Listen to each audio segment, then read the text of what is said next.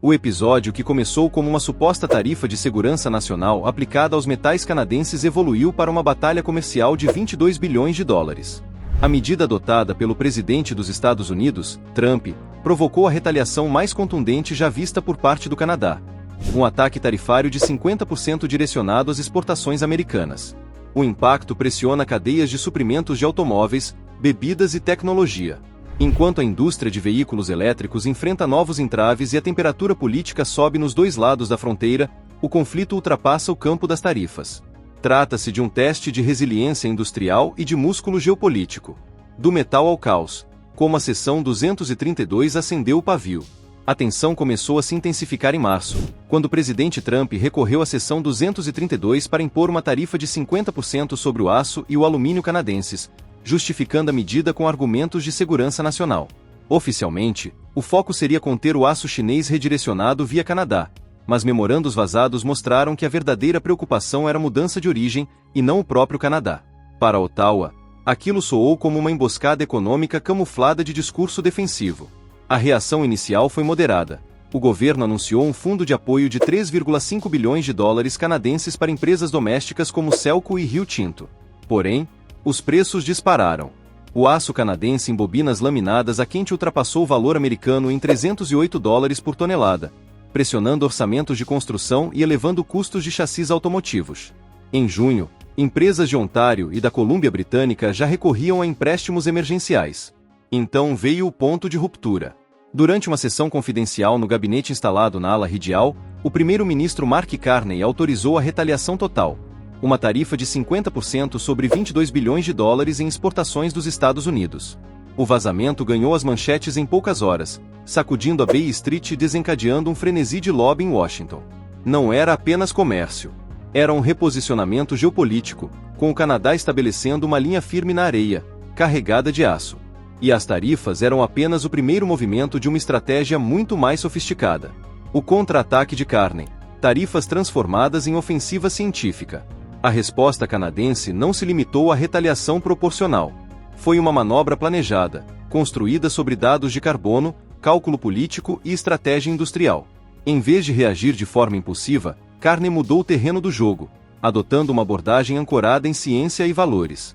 Em até 48 horas, sua equipe iniciou uma auditoria forense do aço e do alumínio canadenses, utilizando relatórios químicos de fornos e dados de isótopos de carbono para contestar a justificativa de segurança nacional apresentada por Washington. A narrativa mudou. O Canadá não era apenas alvo, era produtor mais limpo e tecnologicamente avançado. Simulações apontaram que a tarifa canadense de 50% sobre o aço americano poderia acrescentar 420 dólares canadenses por tonelada, gerando, nas montadoras dos Estados Unidos, um aumento de cerca de 850 dólares canadenses por SUV ou caminhonete. O impacto seria sentido em Detroit, não em Toronto. O apoio público cresceu rapidamente. Quase 7 em cada 10 moradores de Ontário aprovaram a medida. Carney construiu uma coalizão interna envolvendo o NDP, o Bloc Québécois e setores industriais variados, do United Steelworkers a grupos de alumínio e empresas de bebidas. Era mais que retaliação. Tratava-se de uma campanha por responsabilidade climática, justiça econômica e afirmação nacional. O Canadá deixava de jogar na defesa para definir novas bases industriais de engajamento. O projeto Green Steel, a aposta de Ottawa no clima e na capacidade industrial. Carney não se limitou a devolver o golpe. Ele elevou o patamar da estratégia industrial canadense, lançando o acordo Green Steel, um plano de 4,8 bilhões de dólares canadenses para modernizar a produção nacional de metais, promovendo liderança climática e cadeias de suprimentos robustas. Não era uma resposta tática. Era um projeto de país. O plano incluía fornos elétricos a arco em Hamilton, linhas de hidrogênio em Salt Sea, Marie e alumínio com ânodo inerte no Quebec. Nenhuma dessas iniciativas era cosmética. Eram investimentos estruturais, pensados para garantir protagonismo nas cadeias de veículos elétricos e aeroespaciais. E havia um ponto crucial. Montadoras como Tesla e Ford dependem de metais canadenses de baixo carbono para cumprir as exigentes regras de crédito fiscal impostas pelos Estados Unidos sob a Lei de Redução da Inflação, IRA. Se o fornecimento canadense fosse interrompido ou ficasse caro demais, linhas de baterias em Detroit e até ligas usadas pela SpaceX em Montreal poderiam sofrer atrasos. A estratégia adotada era clara: uma escalada tarifária coordenada. Se Washington recuasse, Ottawa recuaria. Se endurecesse, o Canadá acompanharia no mesmo ritmo, agora apoiado em tecnologia limpa, alianças internacionais e uma indústria fortalecida com propósito. Reação dos conselhos e a política da dor. À medida que as tarifas impostas pelo Canadá se consolidavam, diversos setores industriais dos Estados Unidos, especialmente o automotivo, começaram a sentir o impacto com intensidade crescente. Montadoras como Ford e GM projetaram perdas de 45 milhões de dólares canadenses por ciclo de modelo, enquanto as margens por veículo caíam cerca de 320 dólares canadenses devido ao encarecimento do aço canadense. Os custos das latas de alumínio também estavam prestes a subir em 0 dólares 5 centavos, comprometendo a saúde financeira de cervejarias artesanais já operando com margens extremamente estreitas. Mesmo com Ottawa trabalhando em isenções parciais para grandes produtores, os efeitos negativos já se espalhavam pelos balanços empresariais e pelas prateleiras de varejo. Politicamente, o presidente Trump manteve um discurso firme em defesa do protecionismo, mirando seus eleitores do Rust Belt. Porém, nos bastidores, a preocupação crescia. O American Iron and Steel Institute alertou que as tarifas poderiam reduzir a utilização de altos fornos em 4 pontos percentuais, com a possível perda de 7.800 empregos. O senador Bill Agert quebrou o alinhamento republicano ao classificar a ofensiva contra o Canadá como míope. Empresas como Tesla e SpaceX passaram a fazer lobby contra o risco de interrupções no fluxo de alumínio, que poderia comprometer cronogramas de produção. Mark Carney, por sua vez, manteve o rumo, sustentado por uma coalizão interna robusta. Seu objetivo ia além da retaliação. Tratava-se de reposicionar o Canadá como um contrapeso baseado em valores diante do unilateralismo de Washington. Com a campanha eleitoral se aproximando, o preço real das tarifas passou a ser sentido, mas o impacto não se limitou ao continente. O mundo observa as placas tectônicas da guerra comercial mudarem. O impasse que teve início na América do Norte rapidamente ganhou contornos de teste global. O Canadá apresentou uma queixa à OMC contra o uso da seção 232 pelos Estados Unidos, mas, com o órgão de apelação praticamente paralisado, uma decisão concreta pode nunca chegar. Na Ásia-Pacífico, Japão, Coreia do Sul e Austrália acompanhavam atentamente.